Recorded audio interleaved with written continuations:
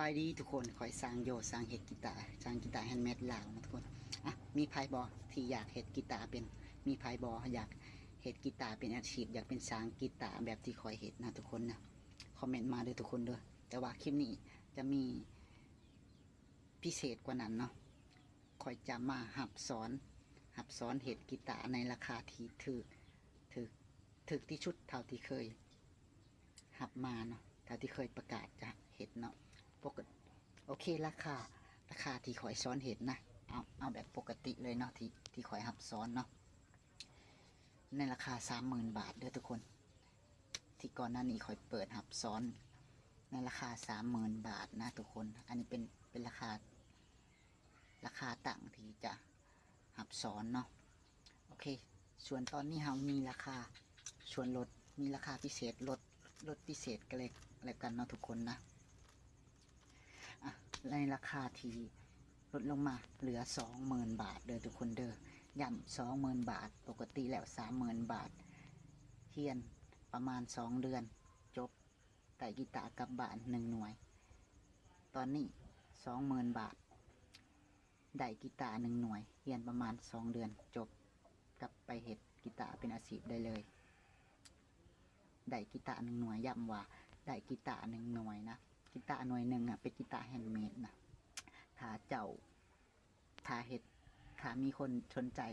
ฝีมือของเจ้าก็บางเทื่อก็อาจจะขายได้2-3 หมื่น บาทเนาะก็ถือว่าเกือบได้เฮียนฟรีๆเลยนะถ้าเอาไปขายต่อนะหรือถ้าไม่ขายก็เก็บไว้โอเคประมาณนี้ใครสนใจคอมเมนต์มาเด้อทุกคนเด้อสบายดีทุกคนขอยสร้างโยสร้างเห็ดกีตาร์แฮนด์เมดลาวเด้อทุกคนเด้อเอาคลิปนี้เฮามีข่าวดีจะมาบอกสำหรับคนใดที่อยากเป็นสร้างเห็ดกีตาร์แบบที่ขอยเห็ดอยากเห็ดกีตาร์เป็นอยากเห็ดกีตาร์เป็นอาชีพนะทุกคนนะมันนี่ก็มีข่าวดีจะมาบอกมีโอกาสดีขึ้นขอยจะมาหับสอนเห็ดกีตาร์เด้อทุกคนอ่ะราคาพิเศษปกติราคาที่ข่อยสอนเห็ด30,000 บาทเด้อทุกคนเด้อทางบุพิษข่อยหับสอนเห็ด30,000 บาทนะใช้เวลาเรียนประมาณ2 เดือนเรียนจบได้กีตาร์1 หน่วยกลับบ้านกีตาร์ที่เจ้าเรียนเห็ดนั่นแหละโอเคแต่ว่าคลิปนี้เฮามีราคาพิเศษจะมาสอนบายดีทุกคนคอยสร้างโยสร้างกีตาร์คลิปนี้เราจะมาพากเพจในเด้อทุกคนเด้อตัวนี้เป็นเพจใหม่ที่คอยตั้งขึ้นมาทุกคนหากตั้งขึ้นมาซื้อเพจโยสร้างกีตาร์หรือว่าโยลูเทียประมาณนี้นะฝากทุกคนเข้ามาติดตามในเด้อทุกคนเขาไปติดตามในเด้อทุกคนเด้อนี่จะเป็นเพจซ้ำห้องก็แล้วกันเนาะเพจซ้ำห้องเพจหลักก็เราจะใส่ทั้ง2เพจปกติก็จะมีเพจที่ใส่งานปกติที่อัปเดตข้อมูลในการเฮ็ดกีตาร์ก็จะเป็นเพจโยโย่กีตาร์แฮนด์เมดแล้วก็ตอนนี้เราสร้างเพจขึ้นมาใหม่ก็คือเพจที่คอยว่าไปก่อนหน้านี้นะทุกคนนะโอเคนะ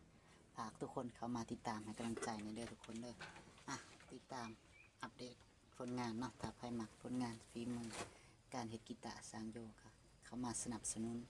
เบิ่งคลิปคอมเมนต์เป็นกำลังใจให้ได้เด้อทุกคนเด้อโอเคขอบใจทุกคนที่เข้ามาเบิ่งเด้อสบายดี FC โยสร้างกีตาร์ทุกคนสบายดีทุกคนขอให้สร้างโยสร้างกีตาร์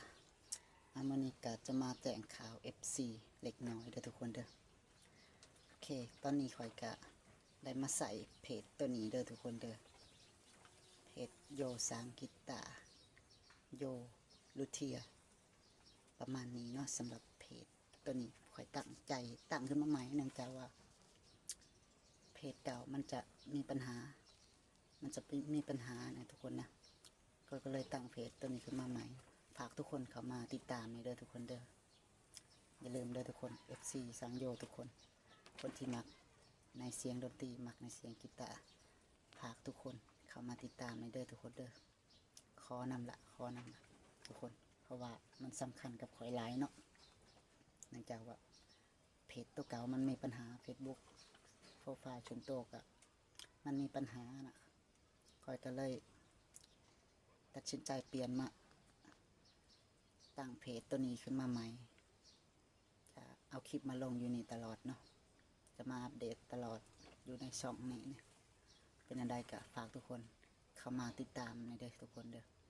มาคอมเมนต์ให้กำลังใจในเด้อทุกคนโอเคคลิปนี้ก็บ่มีหยังหลายก็จะมาแจ้งข่าวเพียงเท่านี้แหละทุกคนโอเคมีภายใน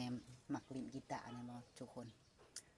มีภายในมักลินกีตาร์มีภายในที่มักในเสียงดนตรีมักเสียงพิณเนาะลองคอมเมนต์เข้ามาเบิ่งเด้อทุกคนเด้อคนตอนนี้คอยใส่เพจใหม่เลยเด้อทุกคนเด้อซื้อเพจว่าโยสางกีตาร์โยลูเทียประมาณนี้เด้อทุกคนเด้อสามารถเข้าไปติดตามเมืองใดเนาะเนื่องจากว่าเพจปัจจุบันเพจที่ใส่ปกตินะมันมีปัญหานะทุกคนมันมีปัญหาคอยก็เลยตัดสินใจเปิดเพจใหม่เลยอย่าลืมเข้าไปติดตามเลยทุกคนเด้อเดี๋ยวคอยจะเอาลิงก์ไว้ในคอมเมนต์ไว้ในใต้โพสต์นี้เด้อทุกคนเด้ออย่าลืมเข้ามาให้กำลังใจกันนะเด้อทุกคนเด้อขอร้องเลยทุกคนเข้ามาติดตามในทุกคนอลีขอนำ FC คนลาวคนไทยทุกคนเนาะที่ติดตามช้างโยมาโดยตลอดเนาะคลิปนี้ก็ฝากหน่อยเนาะคนอยากให้ติดตามอลีเนาะขอน